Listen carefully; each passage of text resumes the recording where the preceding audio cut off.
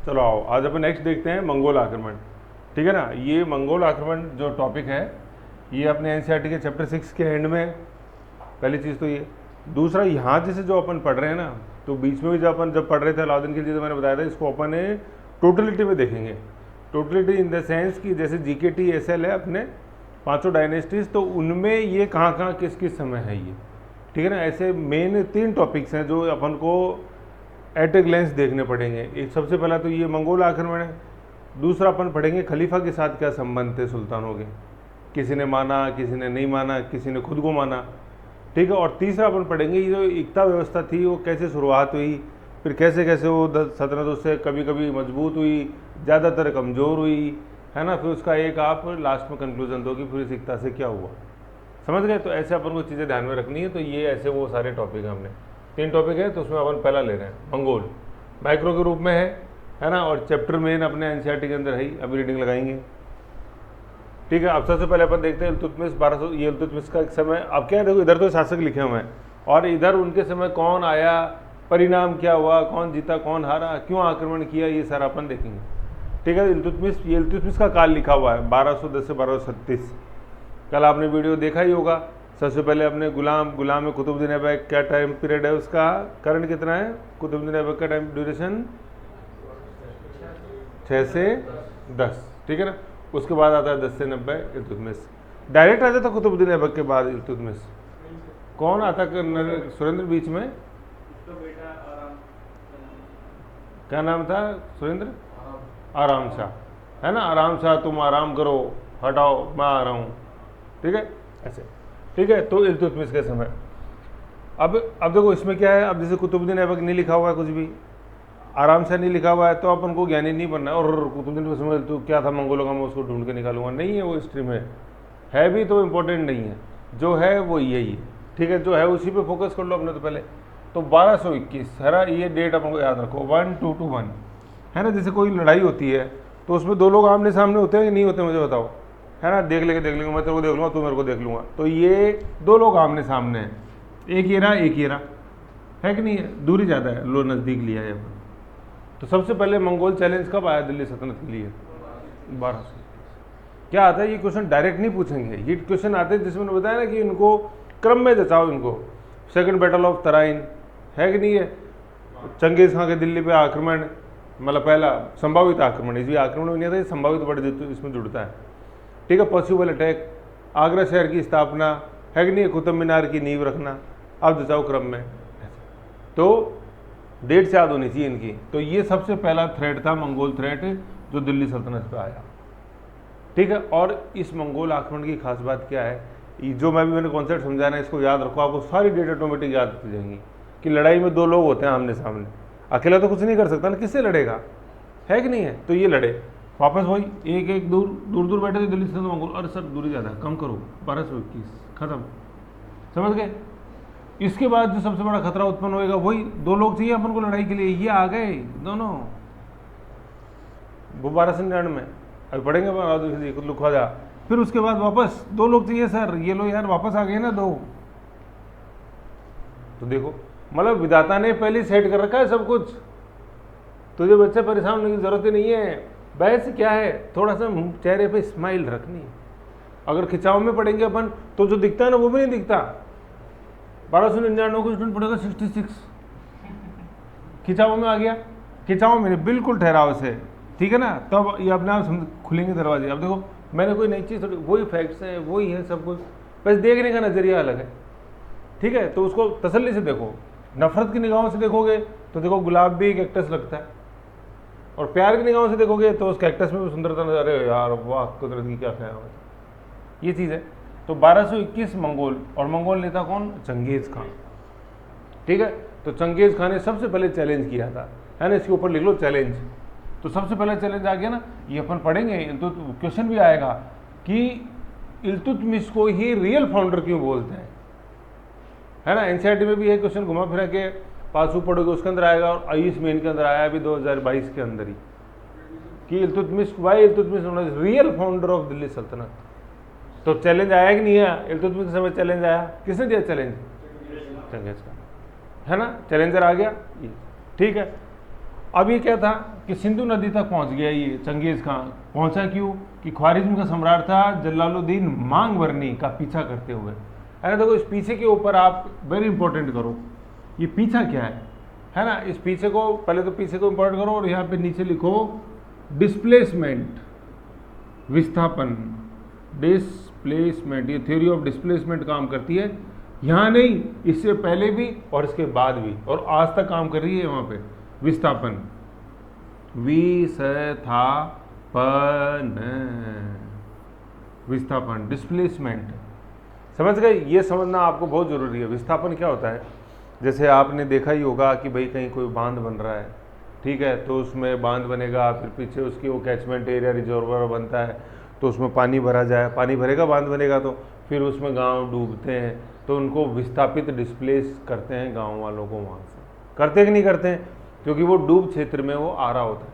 या यूँ मान लो कि कोई नई चीज़ वहाँ आ रही है, बांध बनने से वहाँ पानी आ रहा है, अब वहाँ जो लोग रह रहे थे ना उनके जीवन को खतरा है, तो उनको सुरक्षा की दृष्टि से वहाँ से क्या करना पड़ेगा? विस्थापित करना पड़ेगा या डिस्प्लेस करना पड़ेगा, ठीक है ना। आपने ढंग से डिस्प्लेस कर दिया तो सही है, अगर डिस्प्लेस सही नहीं किया आपने तो फिर जैसे थोड़ा सा अलग है वो चीज़। जैसे बता दो, जैसे नक्सलवाद जैसे भारत में पैदा, उसका बहुत बड़ा कारण है डिस्प्लेसमेंट। आप देखो छत्तीसगढ़, उड़ीसा, वेस्ट बंगाल, यहीं पे क्यों है नक्सलवाद? जैसे आज छत्तीसगढ़ है, क्यों? क्योंकि अपन गांव में आराम से रह रहे थे यार, मैं ठीक है, आराम से सुबह सुबह घूम के आ जाता था, थोड़ा बहुत मेरे को टाइम होता था, उधर उधर कुछ पक्षी वक्षी कुछ लिया, शिकार विकार कर लाया, आगे घर आके सो जाते थे, चल रही थी जिंदगी आराम से, खूब सारी जनरेशन निकल गई। फिर एक दिन क्या, वो तहसीलदार आया और वो बोलता है कि तुम्हारे गांव के नीचे कोयले की खदान है, तुम सब जाओगे यहाँ से। अब टेंशन चालू हो गई, तो फिर अगले दिन वो वापस आया, भाई टेंशन मत करो, देखो तुम यहाँ से जा रहे हो, लेकिन तुम जहाँ जाओगे ना वहाँ तुमको इससे भी बढ़िया तुमको माहौल मिलेगा। तो ठीक है यार, अब भावनाएं तो जुड़ी हुई है, लेकिन निकलना है भाई, हुकुम का, सरकार का आदेश है। लेकिन दिमाग में क्या लेके गए कि हाँ वहाँ बहुत अच्छा माहौल मिलेगा, लेकिन वहाँ जाके देखा तो तुमने तो बोला था कि तुम्हारे गांव में 10 बीघा है, तुम्हें 15 बीघा मिलेगी, वहाँ तो साला 5 बीघा ही नहीं मिली।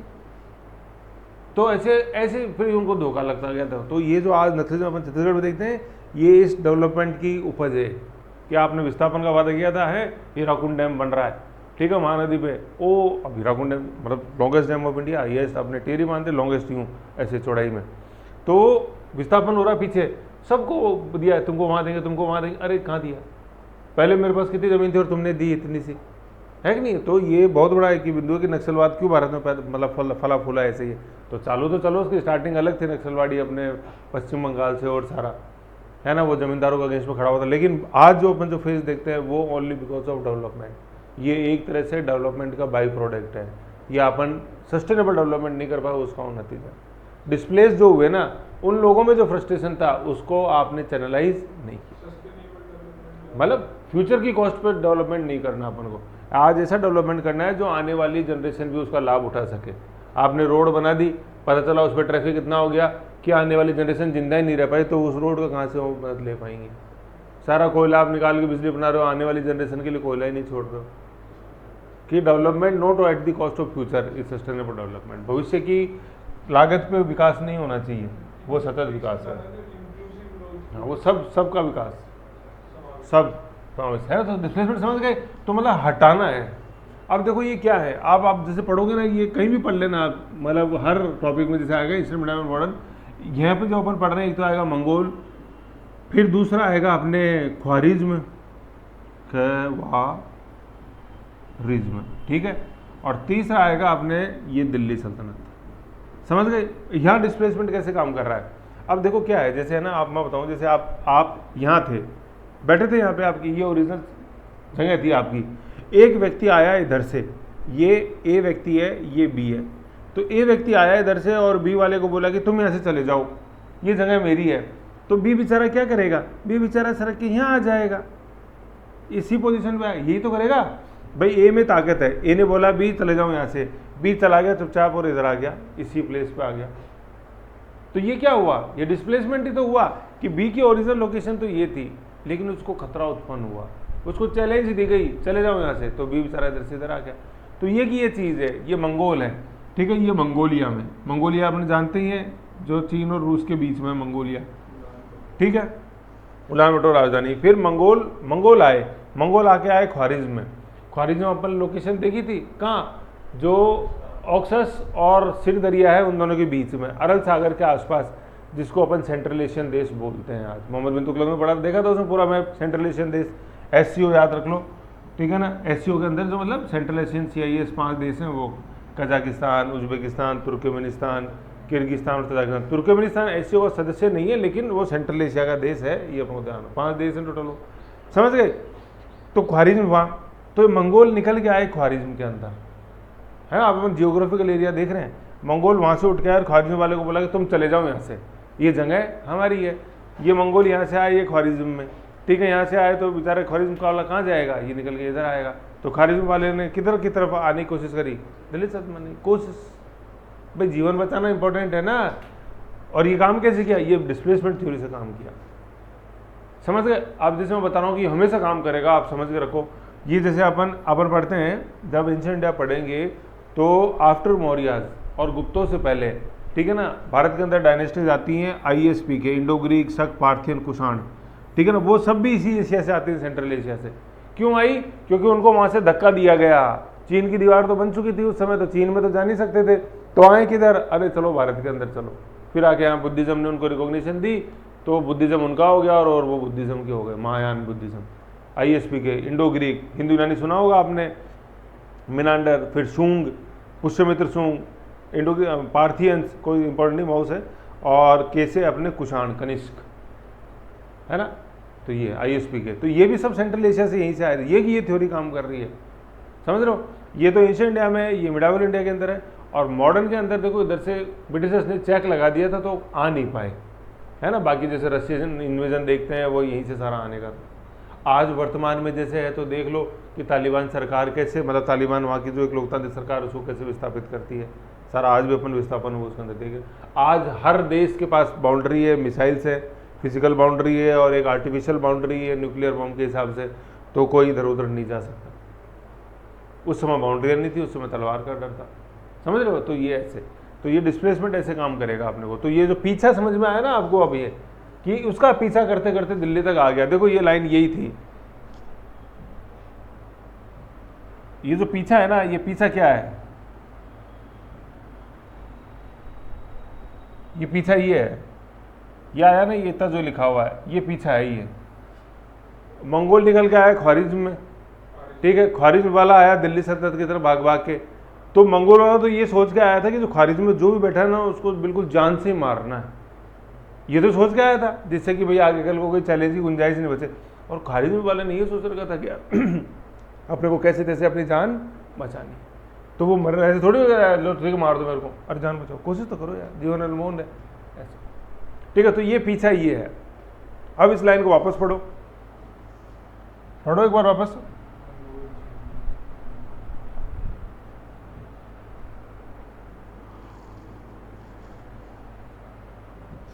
क्या है देखो लाइन, 1221, मंगोल चंगेज खां सिंधु नदी तक आया। कैसे क्यों आया भाई, ख्वारिज्म जलालुद्दीन मांग बढ़ने का पीछा करते हुए। अब देख लो, ये मंगोल, ये है चंगेज खां, ये तो सी है, और ये ख्वारिज्म का जो शासक है ना, ये है जलालुद्दीन मांग बरनी, JMB लिखा हुआ होगा नोट्स में, तो ये अपन को ध्यान रखना है, ठीक है। तो अब यहीं से इसको देखो, ये डिस्प्लेस कैसे हुआ।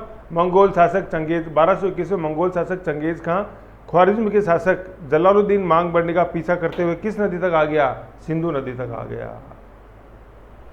तो अगर ये डिस्प्लेसमेंट थ्योरी नहीं समझोगे तो आपको कुछ समझ में नहीं आएगा, आपको पता ही नहीं चलेगा क्या जलालुद्दीन मांग बढ़नी मंगोल था या कौन था यार, है कि नहीं है। तो मंगोल वही, यहाँ से इसने इसको निकाला, ये बाकी इधर आया, ये बिल्कुल वही इंडो ग्रीक शक, पार्थियन, कुषाण, ठीक है, ये चीज़ है। अब वही दिल्ली सल्तनत पे तो आ गया, तुम सिंधु नदी तक आ गए, तो सिंधु नदी के बाद तो मैदान ही मैदान है, लाहौर आएगा, बठिंडा आएगा, फिर दिल्ली आएगा। तो दिल्ली की तरफ, और दिल्ली के अंदर इल्तुतमिश, ठीक है, 1210 से 1236 का काल, समझ गए। अब इल्तुतमिश को तो भैया कौन सा शासक है इल्तुतमिश, कितने नंबर का है बताओ भाई, आराम से तो बना ही नहीं ना, दूसरे नंबर है कुतुबुद्दीन और इल्तुतमिश। तो और कुतुबुद्दीन ऐबक की तो राजधानी भी क्या थी, लाहौर थी, इल्तुतमिश की राजधानी दिल्ली सल्तनत, मतलब दिल्ली। तो अभी तो ये तो पहला शासक ही है तो दिल्ली से रूल कर रहा है, और पीछे पीछे कौन आ रहा है, मतलब अभी यहाँ सिंधु नदी तक कौन आ गया तुम्हारे, सिंधु नदी तक पहले तो जलालुद्दीन मांग बढ़नी आ गया, ख्वारिज्म का शासक, और ख्वारिज्म वही है जो कि बहुत बड़ा साम्राज्य है कि नहीं है, और वहाँ का शासक भाई इल्तुतमिश। ये सब तो उधर से खदेड़े हुए थे जैसे गजनी से, और फिर आके तो शरण ले रहे थे दिल्ली के अंदर की। फिर इनका सपना था, हाँ चलो ठीक है एक बार तो जीवन बचा ले, फिर देखेंगे बात की तो बाद में। तो एक सबसे बड़ा चैलेंज तो ये ख्वारिज्म का शासक कि यार ये अगर दिल्ली में आ गया तो पहली चीज़ तो कि ये भी फिर यहाँ सपने देखेगा, और दूसरी चीज़ का पीछा कौन कर रहा है? मंगोल शासक चंगेज खान, जो अपने आप को ईश्वर का अभिशाप कहता था। ये देखो मतलब ईश्वर द्वारा बनाया हुआ राक्षस की जहाँ से भी निकलता था वहाँ पूरे तबाही तबाही। जैसे कहीं जैसे जिसने कहीं जैसे न्यूक्लियर बम गिर दिया वो की वो तबाही, समझ गए? तो ये चीज़, ये दोनों खतरे थे। ख्वारिज्म वाले शासक को भी मना करना इतना आसान नहीं था क्योंकि वो ख्वारिज्म का शासक था, और उसको अगर अपन शरण दे देते हैं तो पहली बात उसकी महत्वाकांक्षाएं बढ़ेंगी, और दूसरा चंगेज़ खां अपन से वो एक तरह से दिल्ली सल्तनत का दुश्मन हो जाएगा चंगेज़ खां। तो कैसे न कैसे ये जो इन्फेंट स्टेज में दिल्ली सल्तनत है, बिल्कुल एक शैशव अवस्था के अंदर, ये वर्ड याद आपको रखना है, शैशव अवस्था के अंदर, ठीक है? शैशव अवस्था, इन्फेंट स्टेज, शैशवावस्था मतलब इन्फेंट। इन्फेंट आप समझते ही हो, अभी तो आंख ही नहीं खोली है उसने। तो ये दिल्ली सल्तनत कैसी स्टेज में थी? इन्फेंट स्टेज में थी।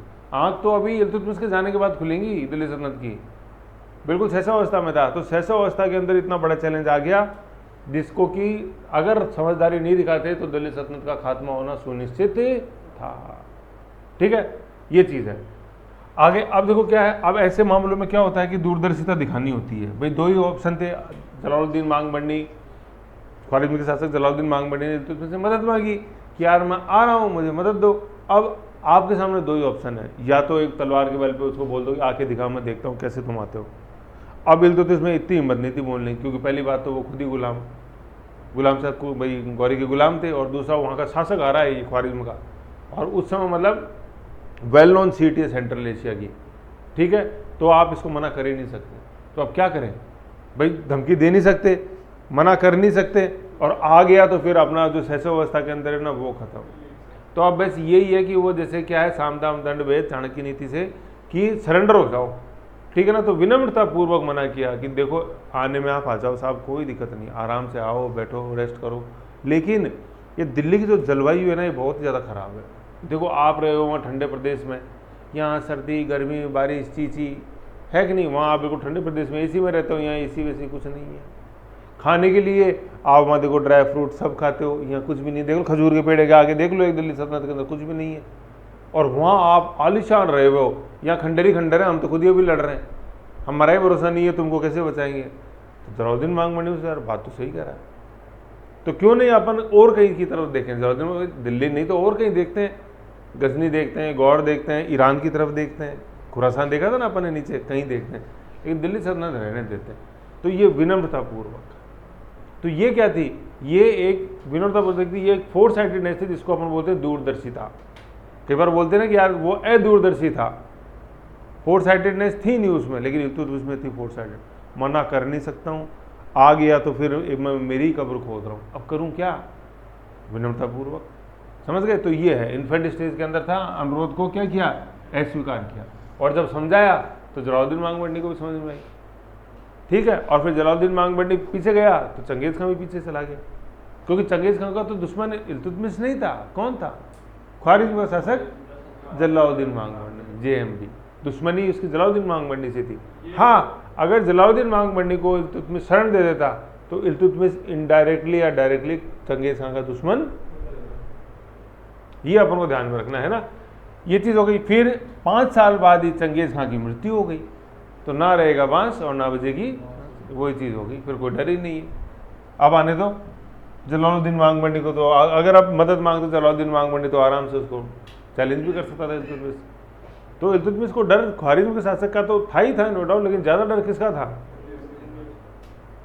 भाई इल्तुतमिश ने देखा ख्वारिज्म का शासक साला भाग के दिल्ली से रहा, मैं भाग के कहाँ जाऊँगा बंगाल की तरफ, वहाँ और इतने रिमोट के अंदर, तो नहीं रहने तो यार ये ऐसे, ठीक है ना? तो ये चीज़ अपन को यहाँ तक ध्यान में रखनी है। तो अब क्वेश्चन देखो यहीं से आते हैं, चंगेज़ खां का आक्रमण कब हुआ? 1221। उस समय दिल्ली सल्तनत का शासक कौन? इल्तुतमिश। किससे डर था उसको? मतलब इल्तुतमिश को क्या डर था कि चंगेज़ खां किसका पीछा करते करते भारत आ रहा था? ख्वारिज्म के शासक जलालुद्दीन मांगबंडी, है ना? कभी भी आप जलालुद्दीन मांगबंडी नहीं बोलोगे कहाँ का शासक था ये? गगन कहाँ का शासक था? ख्वारिज्म का शासक था। ठीक है ना? ऐसे एक बार रफ कॉपी निकालो और उसमें ख्वारिज्म का मैप बनाओ, ख्वारिज्म है कहाँ, रफ कॉपी निकालो। मोहम्मद बिन तुगलक वाली में मैंने दिखाया था, पूरा लगा हुआ मोहम्मद बिन तुगलक वाले नोट्स के अंदर। बनाओ एक बार, ख्वारिज्म बनाओ, आमू दरिया बनाओ, अरल सागर बनाओ और सिर दरिया बनाओ।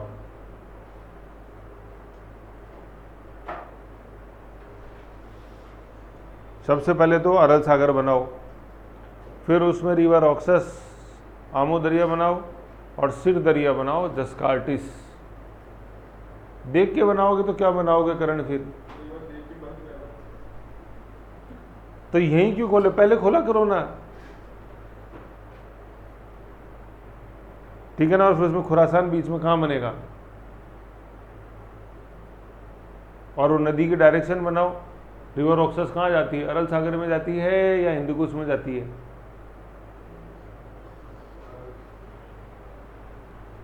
ठीक है, बनेगा कैसे? देखो ये अरल सागर, नीचे से ऑक्सस इधर आई, इधर से आमू दरिया आया, ये प्रदेश जो अपन देखते हैं ट्रांस ओक्शियाना, ये हो गया खुरासान। ऐसे इसकी डायरेक्शन बनानी नदी की, ऐसे ये अरल सी है। ठीक है ना? कुतुबुद्दीन ऐबक को उसमें मोहम्मद तुगलक मैप लगा हुआ, उसको देखो। ठीक है, फिर आगे देखते हैं चंगेज़ खां। अब तो ये तो नॉर्मल फैक्ट है, चंगेज़ खां अपने आप को ईश्वर का अभिशाप कहने का गर्व महसूस करता था। जस्कार्टिस, सिर दरिया, जो भी आपने बनाई सिर दरिया से लेकर कैस्पियन सागर, आगे अपन देखते तो अरल सागर के बगल में कैस्पियन सी है ना। जैसे मैंने आपको बताया था कि कैस्पियन सी को कौन से दो देश छूते हैं इधर, ये जो सेंट्रल एशिया के देश हैं, उज्बेकिस्तान, मतलब कजाकिस्तान, उज्बेकिस्तान, तुर्कमेनिस्तान। तो अरल सागर तो कौन किन दो के बीच में है? कजाकिस्तान और उज्बेकिस्तान के बीच में। और कैस्पियन को गगन कौन से दो छूते हैं कैस्पियन सागर को? और तुर्कमेनिस्तान छूते, उज्बेकिस्तान नहीं छूते, है ना? ये ध्यान रखा करो। तो जस्कार्टिस, सिर दरिया से लेकर कैस्पियन सागर और गजनी से लेकर इराक तक के फलते फूलते नगरों को चंगेज़ खान ने बर्बाद कर दिया। अब देखो ये जो वर्ड लिखे हुए हैं ना, आप इनकी एक बार भौगोलिक कितना एरिया इसके अंदर, इस पर आप थोड़ा गौर करो। ये जो है ना, ये जो लिखा हुआ है जस्कार्टिस से लेकर कैस्पियन सागर तक, इसके अंदर तो सारा ये है KUT और KT, मतलब इतने एरिया में, तो यहाँ से यहाँ तक तो समझ गए। फिर ये जो गजनी लिखा हुआ है ना, गजनी का मतलब है अफगानिस्तान, मतलब आज भी अफगानिस्तान के अंदर प्रांत है गजनी और गौरी। ठीक है, और इराक अपन समझ गए, इराक मतलब ईरान के बगल में इराक, बगदाद के फलते फूलते प्रदेश को। ठीक है, तो आप इसका अंदाज़ा लगाओ इस एरिया का। मोहम्मद बिन तुगलक में अपन ने वर्ल्ड मैप में देखा ही था, ठीक है ना। और एक बार एटलस निकालो, ऑक्सफोर्ड स्कूल एटलस निकालो, उसमें वर्ल्ड का मैप निकालो।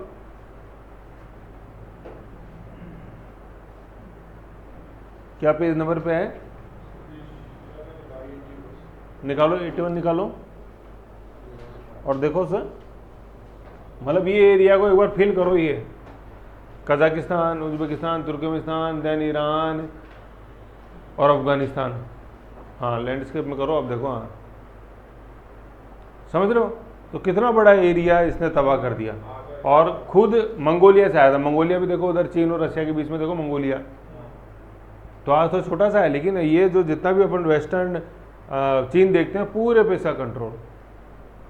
अब आइडिया लगा लो अब यहाँ से कितना बड़ा एरिया इस कंट्रोल में चंगेज़ खान। ठीक है ना। और बात ये चैलेंज कब आया? एक दूसरे को चैलेंज दिया अपन ने। देखो इधर एक यहाँ खड़ा था, एक यहाँ खड़ा था, दोनों ने एक दूसरे को चैलेंज दिया ऐसे। 1221 1221 चंगेज़ खान, समझ गए? ये चीज़ है। एटलस में ज़रूर खोला करो, देखा कोई भी ज्योग्राफिकल नाम आए तो बिल्कुल एक मशीन के रूप में एटलस खुल जानी चाहिए। ठीक है, इंडियन स्टेट्स की बात है तो सार्थक एटलस, इंडियन स्टेट्स नहीं है तो अपने पास ऑक्सफोर्ड स्कूल एटलस। आगे ये सारा एरिया अपने देख लिया। तो ये था इल्तुतमिश के समय जो आक्रमण हुआ, मंगोल आक्रमण दिल्ली सल्तनत। क्या याद रखना? 1221 मंगोल शासक चंगेज़ खान और ख्वारिज्म शासक जलालुद्दीन मांगमणि। केवल ये नहीं बोलोगे चंगेज़ खान और जलालुद्दीन मांगमणि, नहीं समझ में आएगा। ठीक है ना, क्योंकि आगे कंटिन्यूटी में है। ठीक है, फिर नेक्स्ट देखते हैं अपन 1241 में मंगोल शासक तेर बहादुर, है ना। इसको स्विमिंग बहादुर नहीं कर देना है। ठीक है, ये तेर ही रहेगा। 1241 मंगोल तेर बहादुर, इसने लाहौर तक अपना आक्रमण किया।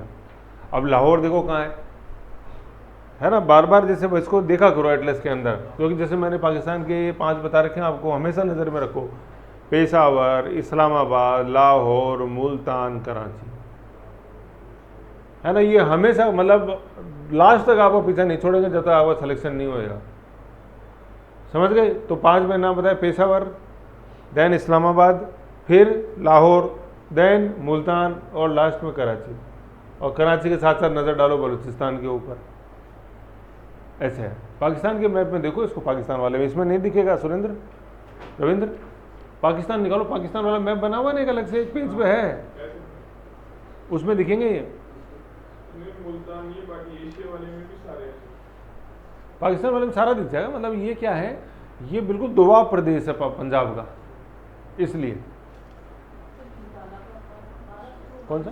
हाँ अभी आएगा, तो अपन पढ़ेंगे, मेवाड़ में है, मतलब थोड़ा सा इसके बाद है वो राजस्थान के संदर्भ में उतला। ठीक है, तो मंगोल तेर बहादुर और लाहौर पे अपना इन्होंने कब्जा जमा लिया। अब लाहौर और मुल्तान की लोकेशन ध्यान रखो, देखो है ना, ये लाहौर अधिवेशन वही अपना 1929 नेशनल फ्लैग पर जो फहराया जवाहरलाल नेहरू ने, लाहौर, और लाहौर के नीचे देखो मुल्तान, दिख रहा है आपको मुल्तान। तो अब अपन देखेंगे बलबन पे, हम बलबन की हमेशा नज़र मुल्तान पे रहती थी, क्योंकि क्या है, प्लेन वाला एरिया है भाई। लाहौर की तरफ तो फिर भी नदियाँ हैं, मुल्तान के पास तो कोई नदी नहीं है, सिर्फ सिंधु पार करके आनी है, फिर मुल्तान पार करो, सिंध प्रदेश पार करो, और राजस्थान, जैसलमेर, जोधपुर, नागौर, सीकर, झुंझुनू, हिसार होते हुए, बठिंडा होते हुए पहुँच जाओ दिल्ली, है कि नहीं है। तो मुल्तान, ठीक है, ऐसे लोकेशन ध्यान रखो। अब फिर क्या है, अब बार बार इसको खोला मत करो, अब खुद मैप बनाया करो, जैसे भाई मैंने पाकिस्तान का मैप बनाया मैंने सर खुद ही, ठीक है ना, उसमें खुद ही लोकेट किया करो, यूँ पाकिस्तान बनाया, पेशावर, इस्लामाबाद, लाहौर, मुल्तान, कराची, बलूचिस्तान, ऐसे, तब आएगा धीरे धीरे कॉन्फिडेंस। देख के तो और कोई बता देगा हाँ ये रहा, और आप खुद बनाओ ये रहा, और वो मतलब तुलनात्मक रूप से सही आने चाहिए, कंपेरेटिव। अब आप बता दो कि सर ये तो रहा लाहौर और ये रहा मुल्तान, ऐसे थोड़ी हो जाएगा, मुल्तान ऊपर थोड़ी चला जाएगा, ऐसे समझ गए। अब अपन आ गए बलबन, अभी जैसे इल्तुतमिश देखा, अब अपन नेक्स्ट देखते हैं बलबन। तो बलबन यहाँ पे लिखा हुआ नॉट इक्वल टू सुल्तान, है ना, जैसे आप अभी आपने बलबन का वीडियो नहीं देखा है वो देखना, उसमें लिखा हुआ है कि बलबन ने जितने साल सुल्तान के रूप में काम किया ना, ऑलमोस्ट उतने ही साल उसने बगैर सुल्तान के रूप में काम किया था। मतलब दीवान अर्थ उसने बनाया था, लेकिन सैन्य प्रमुख के रूप में, सबसे इंपॉर्टेंट जो शासक वजीर के रूप में सुल्तान के बाद जो आए, समझ गए, मतलब रजिया के बाद जो शासक आए उसमें आप, ठीक है। तो ये नॉट इक्वल टू सुल्तान, ठीक। तो 1245 में मंगोल शासक आए, मंगोलों ने मुल्तान तक आ गए, और फिर नॉट इक्वल टू है ना, इसको काट के यहाँ पे बलबन लिखो, ये क्या लिखा हुआ है कि 1245 में मंगोल जो है इन्होंने मुल्तान पे कब्जा कर लिया, लेकिन बलबन ने उस मुल्तान को छुड़ाया, ठीक है ना। ये लाइन ये है, यूँ पढ़नी है अपन को ये, ठीक है ना। मंगोल इक्वल टू मुल्तान जीत लिया, नॉट इक्वल टू बलबन, मतलब बलबन ने लेकिन जीतने नहीं दिया, जल्दी ही उसको मुक्त करा लिया, समझ गए। ये कब की बात है, 1245। ये अभी बलबन शासक नहीं है, बलबन शासक बनेगा 1265 के अंदर, 1265। ये जो नीचे डेट लिखी हो ना इसको सही कर लो, ये जो 1290 है इसको काटो, चलो उधर किसी की डेट आ गई वहाँ से कॉपी कर दी थी, तो ये है 1265 से 87, याद होना चाहिए बलबन का ड्यूरेशन, 1265 से 87, 1265 से 87 शासक के रूप में, है ना। यहाँ मैं देख रहा हूँ तो सुल्तान नहीं है यहाँ पे जहाँ भी अपन पढ़ रहे हैं, तो 1245 लिखा हुआ ना, 1245 में सुल्तान है नहीं, सुल्तान तो 20 साल बाद बनेगा। तो वही मैं कह रहा हूँ कि बलबन ने जितने साल सुल्तान काम किया, ऑलमोस्ट उससे ज़्यादा साल बगैर सुल्तान के रूप में एक्सपीरियंस लिया था उसने। अब देख लो, इधर देखो, 65 से अपन 87 देखें तो करीबन 20 साल है, 22 साल मान लो, और 45 से 65 देखो आप 20 साल है कि नहीं है, ये खास बात है ब्यूटी। तो बलबन ने सब कुछ देख लिया था सुल्तान बनने से पहले ही कि दिल्ली सल्तनत में कौन कौन सी समस्याएं हैं, ऐसे, ठीक है। तो ये एक्सपीरियंस काम आता ही है, अपन जैसे मोहम्मद बिन तुगलक का नहीं देखा था क्या, एक्सपीरियंस लिया दक्षिण में और फिर लो तो आगे पहुंच गया, दूसरी राजधानी बना देता हूँ मैं तो 1245 मंगोल मुल्तान। फिर क्या हुआ, इमादुद्दीन रिहान का विद्रोह हो गया, है ना। इमादुद्दीन रिहान ये बलबन का एक बहुत ही विश्वसनीय व्यक्ति था, इसने विद्रोह कर दिया था। अब विद्रोह क्यों किया ये तो आप अच्छी तरह ही जानते हो, है ना, हमेशा देखा ही वो जलालुद्दीन खिलजी वाला क्वेश्चन देख लो, सेकंड नंबर क्वेश्चन, क्यों खुश थे गैर तुर्क, तो ये हमेशा ये सब मतलब मौका फरिश्ती, है ना, कि कब मौका मिले और कब अपन आगे आके अगले शासक बने। तो इमादुद्दीन रेहान का विद्रोह हुआ, तो बलबन का कंसंट्रेशन यहाँ मुल्तान से तो हटा और दिल्ली आके पहले उस विद्रोह को शांत किया।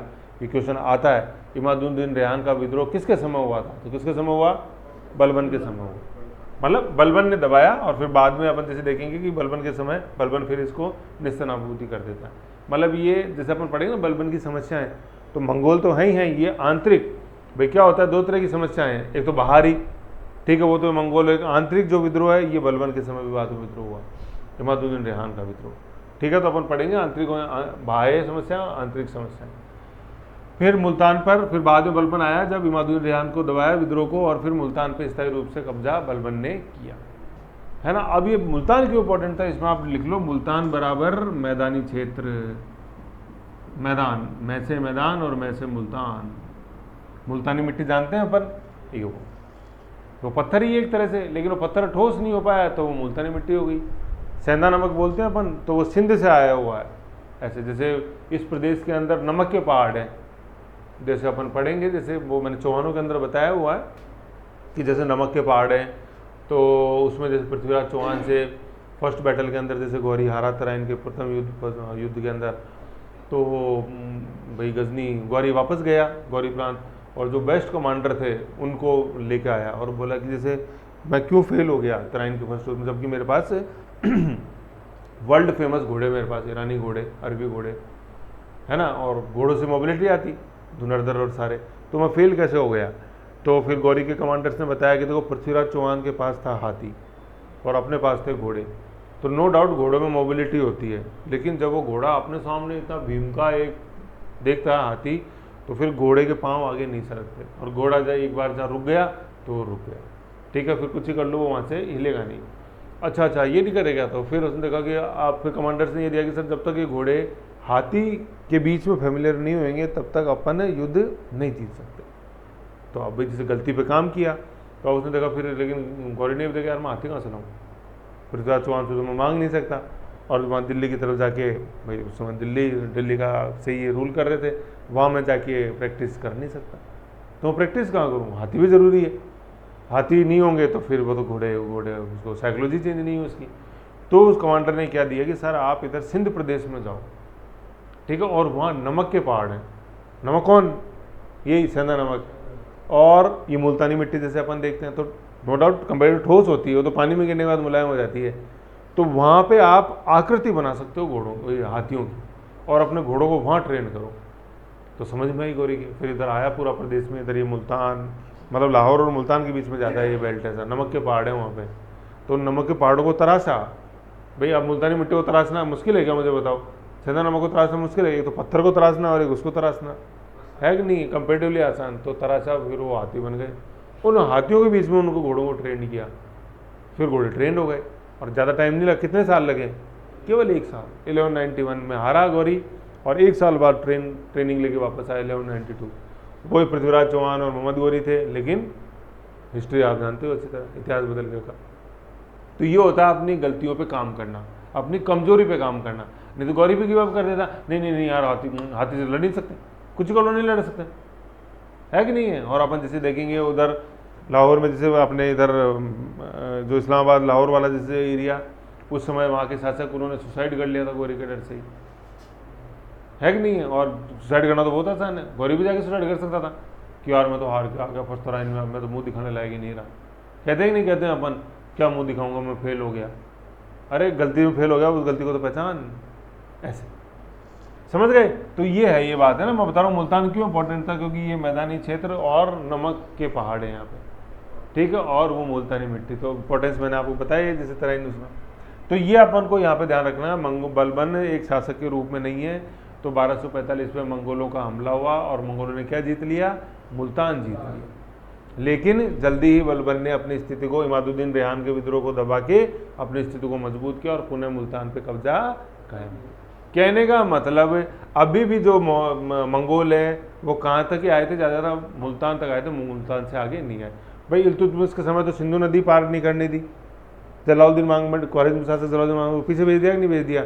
बलबन जब सुल्तान नहीं था तो मुल्तान तक आए, लेकिन मुल्तान पे भी जल्दी ही बलबन ने कंट्रोल कर लिया। कंट्रोल तो कर लिया, लेकिन बलबन जब शासक बना तब बनते ही उसको अच्छी तरह पता था कि ये मंगोल वापस इधर से आएंगे, तो अपनी स्थिति यहाँ पे मजबूत कर लो। जैसे मेरे को पता है कि यार दुश्मन इस दरवाजे से आएगा, है कि नहीं है, तो मैं उस दरवाजे को मजबूत करूँ या नहीं करूँ। ठीक है भाई, पहले नॉर्मल पर्दा लगा हुआ था, फिर वहाँ पहले लकड़ी का लगा दिया, नहीं और फिर और डर, फिर वहाँ लोहे का लगा दिया, फिर जैसे जहाँ डर लग रहा है तो लोहे के पीछे 2 एंगल और लगा दी, तो दरवाजे को मजबूत करना ही निशानी है कि आप समझदार शासक हो। अब यही अपने दरवाजे को बलबन मजबूत करेगा, ये चीज़ याद रखो। जैसे मैंने बताया ना दरवाजे, तो भाई उस समय दरवाजे किले ही होते थे, है कि नहीं है। तो मुल्तान, तो चलो मान लो यार मुल्तान अपने हाथ से निकल गया, तो फिर आगे भी तो और दरवाजे बनाओ जिससे कि अपन वहाँ रोक सकें। तो रास्ते में जैसे पड़ता था, देखो एक बार हरियाणा का मैप खोलो, आप सार्थक एटलस में खोलो, हरियाणा निकालो, ये उसी में समझ में आएगा आपको।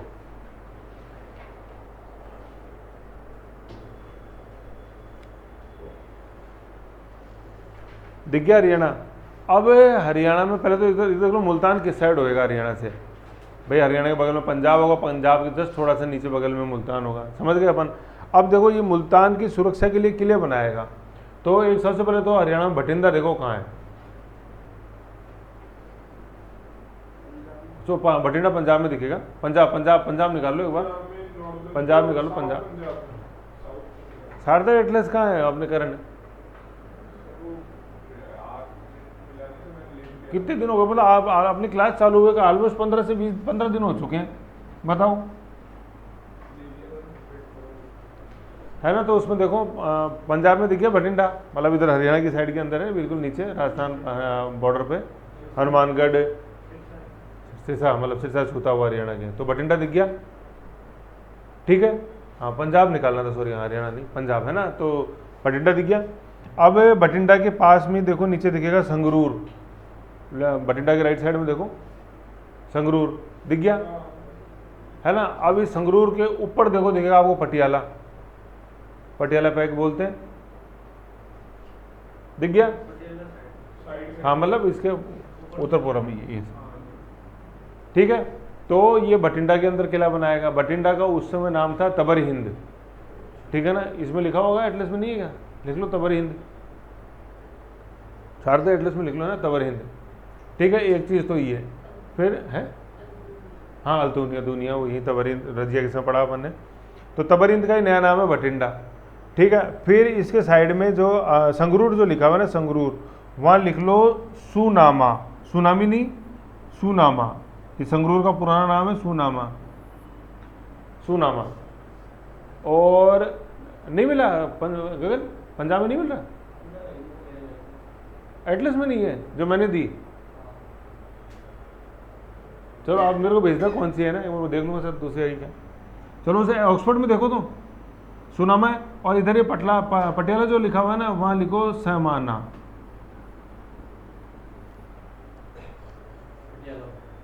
पटियाला, पटियाला में, ये पटियाला में, हाँ पटियाला, ये इनके पुराने नाम है, हाँ ठीक है, सुनामा और समाना, यहाँ पटियाला में लिख लो दोनों पास पास। तो जैसे सार्थक एटलस अपन बार बार खोलते हैं तो उसमें दिखा रहेगा ये जो अपने तबरिंद भटिंडा है, तो ये तबरिंद का ही वो अल्तुनिया जिससे शादी करी थी रजिया ने, ये वो तबरिंद का सूबेदार था। तो सार्थक एटलस में लिखते रहा करो, फिर धीरे धीरे धीरे कभी पेज खोलोगे तो दिख जाएगा। तो सुनामा और समाना, यहाँ के किलों की इसने फोर्टिफिकेशन किया। ये क्वेश्चन आएगा कि बलबन ने मंगोल चैलेंज को रोकने के लिए क्या किया, ठीक है। ऐसे जैसे बोलते ना आपने भैया पहली बार पिछली बार फेल हो गए थे, तो इस बार बेहतर तैयारी के लिए आपने क्या किया, आंसर लिखो। तो ये वो बेहतर तैयारी है वो, कि इसने यहाँ पे किलों की मरम्मत करवाई। कहाँ, भटिंडा, तबरहिंद, सुनामा और समाना, ठीक है, सुनामा और समाना, संगरूर, वर्तमान संगरूर और पटियाला, ब्रैकेट में लिखोगे संगरूर और पटियाला, ठीक है। तो देखो ये क्या है, यही ये देखो लिखा हुआ, इधर देखो ऊपर लाइन पढ़ो, बलबन किलों की मरम्मत कराई, निर्माण नहीं कराया है, देखो मरम्मत, ये तो पहले से ही थे किले, ठीक है। किलों की मरम्मत कराई, तबरहिंद भटिंडा, सुनामा दोनों सही है, संगरूर और समाना पटियाला, ठीक है। ये अब देखो थोड़ी बेचैनी हो रही ना सर, ये सुनामा और ये याद नहीं हो रहा, कुछ बता दो ना इसे क्या करो। तो देखो ये सुनाम है ना, सुनाम या सुनामा, ठीक है। ये कहाँ है, ये संगरूर है, वर्तमान संगरूर, संगरूर, समझ गए। तो ये जो है ना ये सुनामा, ठीक है, इसको थोड़ा सा सिंप्लीफाइड कर दो। भाई मैथ्स में कोई इक्वेशन जैसे बड़ी हो जाती है तो अपन क्या करते हैं, उसको सिंप्लीफाइड करते हैं ना, उसमें से कुछ कॉमन निकाल लेते हैं बाहर, जैसे कि वो बड़ा थोड़ा छोटा हो जाए, यही करते हैं अपन। तो इसको थोड़ा सिंप्लीफाई कर देते हैं, और इस सुनामा को मैंने कर दिया क्या, सनम। भाई कितना ईजी हो गया यार, देखो सर आपने बहुत सा सिंप्लीफिकेशन कर दिया ये तो। और सनम क्या है, जो हमेशा संग रहे या दूर रहे, संग रहे, वो दूर नहीं जाना चाहिए, है ना।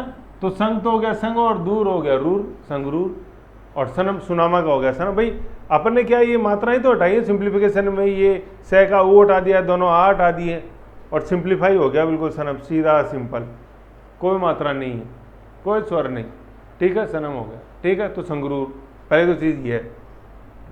फिर दूसरा आ रहा है आपने समाना, समाना आ गया, ठीक है। इसका थोड़ा सिंप्लीफिकेशन कर देता है जो अपनी जबान पे चढ़े, तो मैंने इसको कर दिया सामान। भाई अक्षर वही है, स मैन, बस ये लास्ट वाली आखिरी मात्रा हटा के मैंने पहले वाले पे लगा दी, और समाना का क्या बन गया, सामान बन गया। तो सामान अपन कहाँ रखते हैं, पेटी में, बॉक्स में, तो पेटी से बन गया पटियाला। तो समाना पटियाला, संगरूर और सुनामा, सुनामा सनम, संगरूर खत्म, और सामान समाना पटियाला।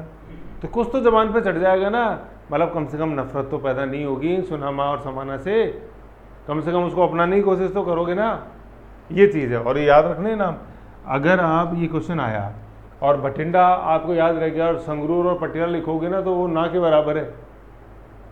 पटियाला लिखिए, वो संगरूर के एग्जामिनर को आपने बता दिया कि मुझे सुनामा और समाना याद नहीं आ रहे, तो महत्व तो उनका है, महत्व उसका थोड़ी है। भाई बलबन के समय तो नाम थे वो लिखो ना यार आप, तो ऐसे तो नाम लिखने पड़ेंगे। तबर हिंद, सुनामा, सुनामी नहीं, ठीक है, और सामना। यूं भी याद रख सकते हो कि भाई ज़्यादा लड़ाइयाँ होती जब साथ रहते हैं, ज़्यादा सुनामी आती है जब संग रहते हैं, तो ठीक है यार मैं मेरा ट्रांसफ़र वहाँ करा लेता हूँ, फिर नहीं आएगी सुनामी, संग नहीं रहते हैं अपन। तो सुनामा संग, और पटियाला अपने समाना, समाना पटियाला, ठीक है। पहला तो बलबन ने क्या किया भाई, पहला तो ये कर लिया, 3 किलों की मरम्मत करा दी। तो देखो अब जैसे हाँ पंजाब देख रहे थे ना, अपने पंजाब देखा, पंजाब से मुल्तान देखो किधर है भाई, फिरोजपुर देख लो, फजीलका देख लो, और उसके पास में ये मुल्तान, एटलस में देखोगे तो पास में दिखेगा मुल्तान है। तो अब देख लो मुल्तान में अभी अभी आके रोका मैंने, आया था कि नहीं आया था, 1245 शासक बन गया है ना, ये सही करना, 1265 शासक बन गया, तो भैया वो तो वापस आएगा। तो मुल्तान में नहीं रोक पाया तो यहाँ रोकना है, क्योंकि रास्ता यही था। ऊपर तो भाई नदियाँ हैं, दोआ प्रदेश है, दुश्मन आएगा तो इधर से निकल के आएगा, लाहौर, लाहौर से मुल्तान, मुल्तान से यही तबरिंद इधर।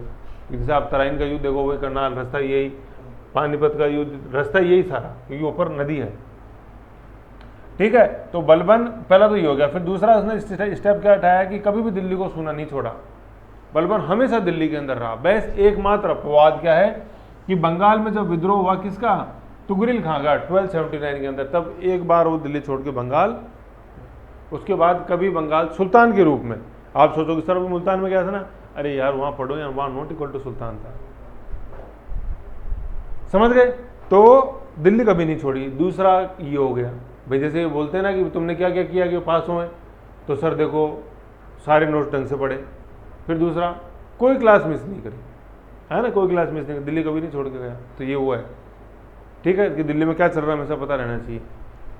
लेकिन एकमात्र अपवाद बंगाल। जैसे आपने यूँ लिख दिया ना कि दिल्ली कभी नहीं छोड़ के गया, और फिर अगले स्टेटमेंट में आ गए, फिर एग्जामिनर को पकड़ ले, आ गई ये चीज़, अरे पढ़ के नहीं आया ढंग से, वही जल्दी में रिवीजन किया है कि कल एक पेपर है तो यार देख लूँ एक बार।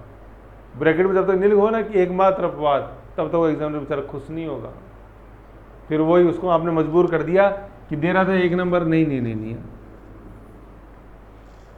लिखो ही मत, या तो और लिखो तो बोझे ना वो अज्जल गगरी छलकत जाए, ये वो वाली बात होती है, ठीक है ना। तो पूरा लिखना है एकमात्र, क्योंकि देखो जो पढ़ के जाता है उसको पता होता है सारा ये, ठीक है ना। तो एकमात्र बात, बंगाल में तुगरिल खां का विद्रोह हुआ 1279 का, तो तुगरिल खां याद होना चाहिए। फिर दूसरा क्या, मतलब एक ये 2 चीज़ हो गई। फिर तीसरा क्या हुआ कि जब अपन यहाँ देखते हैं इस समय, तो मंगोल जैसे थे भाई, मंगोल अपन ने चंगेज़ खां देखा, पूरा सेंट्रल एशिया कंट्रोल। इस समय तक मंगोल 2 शाखाओं में टूट गए थे, एक तो आ गए थे ईरान की तरफ, और एक जो अपन मेन जो ख्वारिज्म देखते हैं उसकी तरफ। भाई आप खुद ही सोचो भाई, आज भी जैसे अपन जैसे देखते हैं, जैसे अपन देखा कि भाई ये जो गुलाम थे, गुलामों की एक शाखा निकल के दिल्ली के अंदर आ गई, एक शाखा अफगानिस्तान बंगाल बिहार में नहीं चली गई, गैर तुर्क, जो कि फिर विद्रोह जलालुद्दीन खिलजी है कि नहीं, वहाँ चले गए। ऐसे बिल्कुल यहाँ था कि जो चंगेज़ खां के वंशज थे कुछ तो अपने ख्वारिज्म के अंदर रह गए, कुछ ईरान की तरफ चले गए। आप सोचो ना, जैसे अपन देखा था मोहम्मद बिन तुगलक के समय अपन ने खुरासान अभियान पढ़ा था, तो खुरासान प्रांत कहाँ था वो, आज खुरासान वर्तमान में आज कहाँ है, ईरान का उत्तर पूर्वी प्रांत है, बताया था वीडियो में। और ऊपर ख्वारिज्म के शासक तर्माशरीम से मदद ली थी, बताया था सारा। अबू सैयद खुरासान के शासक को हटाना चाहते थे आप, है कि नहीं। तो यहाँ पे भी ये खुरासान ईरान के अंदर इनकी ही शाखा थी एक के दक्षिण के अंदर, ठीक है ना। तो दो शाखा हो गई, देखो ईरान शाखा और ये ट्रांस ऑक्सियाना शाखा। तो ईरान शाखा ही खुरासान शाखा है, ईरान शाखा ही खुरासान शाखा है, इसमें डैश करके लिख लो खुरासान, खुरासान, जिस पे मोहम्मद बिन तुगलक ने फिर अटैक किया। खुरासान अभियान जो था, जो कभी शुरू ही नहीं हुआ, केवल कागजों में रह गया। 4 में थे उसके अंदर, एक मिस्र, तर्माशरीम और मंगोल, ठीक है। तो ईरान शाखा का शासक था इल खां हलाकू, ठीक है, हल्क मत कर देना है इसको, इल खां हलाकू। और आगे लिखा हुआ इक्वल टू बलबन, बलबन से इसकी दोस्ती थी, मित्राना संबंध थे। याद कैसे रहेगा, इधर लिख लो ई बराबर ई, तो ई से तो क्या है ईरान, इराक नहीं है ये, इराक, खुरासान, और एक ई से क्या है इल खां हलाकू, है ना, ये नाम लिखना पड़ता है, इल खां हलाकू, ध्यान रहेगा, इल खां हलाकू। तो इसके तो बलबन के साथ दोस्ताना संबंध है, कभी खतरा नहीं रहा। लेकिन जो ट्रांस ऑक्सियाना थी, ट्रांस ऑक्सियाना का मतलब समझ गए आप, आमू दरिया के पार, मतलब वही कौन सा, आमू दरिया और सिर दरिया के बीच का जो क्षेत्र है वो है ट्रांस ऑक्सियाना पार। मोहम्मद तुगलक में समझाया था सारा। वहाँ का शासक था कौन, दावा खां, और नॉट इक्वल टू बलबन, इसकी बलबन से नहीं बनती, समझ गए। अभी दावा खां या कैसे याद रहेगा, देखो इधर ये ट्रांस अपन यूँ लिखा है, ये ट्रांस, तो कुछ कुछ दे तो नजर आ ही रहा है, देखोगे तो आएगा, नहीं देखोगे तो नहीं नजर आएगा। तो ई से तो ईरान हो गया, इल खां हलाकू, और इधर ट्रांस ऑक्सियाना में दावा खां हो गया, ठीक है, उसकी बनती नहीं थी बलबन से, और इल खां हलाकू की बनती थी। फिर देखो इधर, फिर आगे लिखा हुआ है कि बलबन के समय पंजाब का ज़्यादातर प्रदेश मंगोलों के पास आ गया था, लेकिन दिल्ली वो अभी भी उनके कंट्रोल में नहीं था, और ना कोई दिल्ली पे आक्रमण हुआ था, ठीक है ना। मतलब तीसरे बिंदु के अंदर अपन क्या देखेंगे, मतलब जो ऊपर 2 शाखाएं हुई ना कि ईरान मंगोल 2 शाखा में टूट गए, ईरान की जो शाखा थी जिसका प्रधान इल खां हलाकू था, उसके साथ बलबन ने दोस्ताना संबंध स्थापित किए, समझ गए। तो ये हो गए 3। फिर चौथा अपन बिंदु ये देख रहे हैं कि पंजाब इक्वल टू मंगोल, कि बलबन ने जो सारे प्रयास किए उसके बावजूद भी पंजाब का एक बहुत ज़्यादा प्रदेश मंगोलों के पास आ गया था, लेकिन पंजाब से आगे निकल के वो दिल्ली तक नहीं आ पाए, क्योंकि उसने क्या, बठिंडा, सुनामा, समाना के अंदर किलों की मरम्मत करा दी थी। और मुल्तान, फिर 5वां बिंदु क्या है कि मुल्तान जो प्रदेश था, देखो मुल्तान से आगे तो आपने किले बना ही लिए, बठिंडा में बना लिया, संगरूर में बना लिया, पटियाला में मरम्मत करा ली, लेकिन मुल्तान का क्या करेंगे, क्योंकि मुल्तान अपन ने देखा था, ये देखो जब शासक नहीं था बलबन तो उसको पता था कि यहाँ पे ये पहला मेन गेट तो यही है भाई, बठिंडा तो सेकंड गेट है, पहला कौन है, मुल्तान है।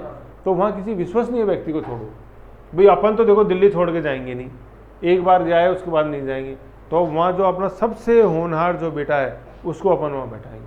तो बलबन के सबसे होनहार बेटे का नाम क्या, महमूद। देखो कई जगह मोहम्मद मिलता है लेकिन नाम महमूद ही है, ठीक है ना। मुल्तान इक्वल टू बलबन, और बलबन ने अपने सबसे योग्य बेटा था, बलबन अपना उत्तराधिकारी इसी को ही बनाना चाहता था, ठीक है ना। लेकिन बेचारा किस्मत का मारा, बलबन इक्वल टू महमूद पुत्र, और यहीं पे मुल्तान में मृत्यु हो जाती मंगोल आक्रमण में ही महमूद की। कब, 1285। ये बहुत इंपॉर्टेंट डेट है, पता होनी चाहिए अपने को, 1285, है ना। अब क्वेश्चन ये इस लाइन का छपता है कि बलबन ने अपने किस पुत्र को वहाँ डेपुट किया था, महमूद को। तो पहले देखो यहाँ लिख लो, या क्या लिखोगे, मैं बराबर में, तो एक में से तो महमूद और एक में से मुल्तान, और फिर तीसरा में मृत्यु, समझ गए। तो अपने बेटे को कहाँ भेजा, मुल्तान भेजा, ठीक है ना। और भाई मृत्यु क्यों हुई, मंगोल आक्रमण, है ना। तो ये 5वां बिंदु ये आ जाएगा। तो बलबन ने मंगोलों की थ्रेट को चेक करने के लिए क्या क्या किया, तो ये 5 स्टेप्स अपन को लिखना है। 5 ये नहीं लिखोगे, वो गड़बड़ झाला करोगे तो दिक्कत है, ठीक है। तो सबसे योग्य पुत्र को भेजा हूँ, ठीक है। फिर दूसरा योग्य पुत्र था बुगरा खां, बलबन का, है कि नहीं। जो बलबन की शीट, जब मैंने आपको गुलाम वंश की पहली शीट है तो उसके ऊपर वो पेरेंट ट्री बना हुआ है एक, तो 10 नंबर है, बलबन बना हुआ है। फिर बलबन के नीचे 2 लिखो, 2 लिखे हुए, इधर लेफ्ट के अंदर मोहम्मद है और राइट के अंदर बुगरा खां है। बलबन देखो, बलबन हाँ वही मैं ये कह रहा हूँ कि मोहम्मद और दोनों एक ही हैं। वो जो वहाँ पे मोहम्मद लिखा हुआ है ना नोट, उसको काट के महमूद कर लो, ठीक है। तो बड़ा बेटा ये था, प्रिंट नहीं है क्या नोट्स का? हाँ उसको कर लो काट के वहाँ पे महमूद, मोहम्मद लिखा हुआ महमूद, तो इसके वहाँ नीचे लिख लो मंगोल आक्रमण में मृत्यु 1285, ठीक है ना। और दूसरा पुत्र कौन सा है राइट हैंड में? बुगरा खां। ये बुगरा खां बंगाल में था। हाँ ये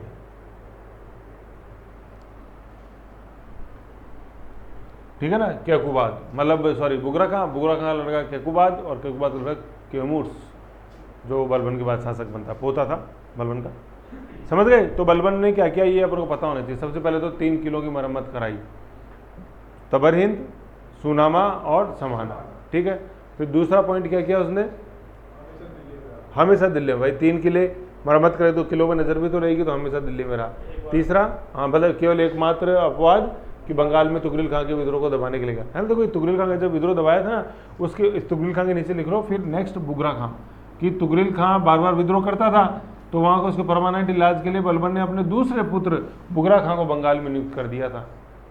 और फिर बाद में बुगरा खां ही वहाँ पर स्वतंत्र शासक बन जाता है, और इस बुगरा खां को हराएगा गयासुद्दीन तुगलक। इसके ब्रैकेट में लिख लो गयासुद्दीन तुगलक, या नॉट इक्वल टू करके लिख लो गयासुद्दीन तुगलक। अगर वो हनूज दिल्ली दुरस्त, निजामुद्दीन औलिया दिल्ली बहुत दूर है, अरे मैं बंगाल को हरा के आ रहा हूँ, गयासुद्दीन तुगलक बोलेगा निजामुद्दीन औलिया को। तो किसको हरा के आ रहा था गयासुद्दीन तुगलक? बुगरा खां को। बुगरा खां कौन था? बलबन का लड़का। आया कैसे? बलबन ने भेजा था कि जाओ और बंगाल में जो विद्रोह हो रहा है किसका? तुगरिल खां का, उसको दबाओ, है ना। मतलब बलबन खुद भी गया था लेकिन बेटे को फिर वहाँ छोड़ के आ गया, ऐसा समझ गए। और एक बेटा महमूद जो कि मृत्यु हो गई मंगोल आक्रमण में, तो समझ गए। तो देखो ये इसी तरह से आपके नोट्स में लिखा हुआ, महमूद अपने लिखा बड़ा बेटा, ये मुल्तान, और बुगरा खां बंगाल। इसको बै कर दो, दोनों याद हो जाएंगे, बै बराबर बै, खत्म। एक वैसे बुगरा खां, एक वैसे बंगाल, खत्म। आता है क्वेश्चन, किस बेटे को भेजा बंगाल? बुगरा खां। किसको भेजा मुल्तान? मोहम्मद महमूद, ठीक है। ये मुल्तान, ठीक है। बलबन, ये समझ में आ गई। तो ये वहाँ अपन पढ़ रहे थे, हाँ पहले सबसे पहले तो 3 किलो की मरम्मत, दिल्ली कभी नहीं छोड़ी, एकमात्र अपवाद। फिर जो 2 भागों में विभक्त हो गए थे मंगोल, उसकी जो ईरान शाखा थी जिसका हेड कौन था? इल खां हलाकू, उससे दोस्ताना संबंध स्थापित किए, ठीक है। चौथा कि नहीं चौथा क्या है, इतना सब होते हुए पंजाब पे ऑक्युपाई कर लिया था, लेकिन पंजाब से आगे नहीं बढ़ने दिया मंगोलों को। 5वां अपने योग्यतम पुत्र, ज्येष्ठ पुत्र था, बड़ा मोहम्मद था और छोटा बुगरा खां था, ठीक है। तो ज्येष्ठ पुत्र सबसे होनहार ब्रैकेट में लोग हैं, उसको मुल्तान का सूबेदार नियुक्त किया मंगोल आक्रमण रोकने के लिए। और वहीं मंगोल आक्रमण के दौरान मृत्यु हो गई किसकी? महमूद की, 1285, ठीक है ना। ऐसे मतलब अपन जैसे पढ़ेंगे कि बलबन ने, जैसे आप वो पढ़ा था अपन ने, जैसे भाई इनके सिजदायों पे वो उस दरबार के अंदर बहुत ही ज़्यादा शिष्टाचार, कि कोई हंसी मजाक कोई कुछ नहीं कर सकता था। तो उस समय दरबार में था जब बलबन को ये मतलब खबर मिली, ठीक है ना। अब दरबार में जैसे खबर मिली तो भाई सुल्तान कभी रोता थोड़ी है, सुल्तान के आंसू थोड़ी आते हैं कभी भी, तो दरबार में रोए तो दिक्कत हो जाए कि भाई इमोशनली है। तो यूँ कहते हैं जैसे बाद में जैसे तत्कालीन इतिहासकारों ने लिखा कि भाई दरबार में तो रोया नहीं, और फिर बाद में जाके दरबार के बाद कमरे में फूट फूट के रोया, ऐसा समझ गए। तो ये चीज़ थी पुत्र का गम, ठीक है। और योग्यतम पुत्र था इसलिए, तो दरबार में तो रोए नहीं और वहाँ पीछे जाके फिर रोए। तो आपने जैसे सुना ही होगा, जैसे ये पाकिस्तान के अंदर ही हो गज़ल बहुत फेमस की, कुछ लोग ज़माने में ऐसे भी होते हैं, तन्हाई में तो महफिल में तो हंसते हैं और तन्हाई में रोते हैं। तो ये वही चीज़ थी। तो इसे याद रहेगा सारा ये बलबन आपको यूँ, ठीक है। तो ये चीज़ है। तो बलबन आप जैसे आप क्वेश्चन लिखोगे, और वो है एनसीईआरटी के अंदर क्वेश्चन आता है बहुत इंपॉर्टेंट, तो ये लिखना आप लोग। ओके, यहाँ तक हो गया। तो अपन ने यहाँ तक अपन ने क्या देखा? यहाँ तक अपन ने गुलाम वंश के जो शासक थे उनके समय मंगोलों का क्या हुआ वो अपन ने देखा। पहले इल्तुतमिश देखा, चंगेज़ खां, जलालुद्दीन मांगबंडी, फिर उसके बाद अपन ने बलबन देखा, ठीक है। और उसमें 3 किले, बठिंडा, तबरहिंद, सुनामा और समाना, और मेन जो उसके दोस्ताना संबंध थे किससे? इल खां हलाकू, जो कि ईरानी मंगोल शाखा का था, ठीक है, और बेटा महमूद। ओके, तो ये आप यहाँ तक अपने देखा गुलाम वंश में। अब नेक्स्ट अपन देखते हैं कि खिलजियों ने क्या किया मंगोल थ्रेट का। ओके, अब आओ देखते हैं नेक्स्ट खिलजी।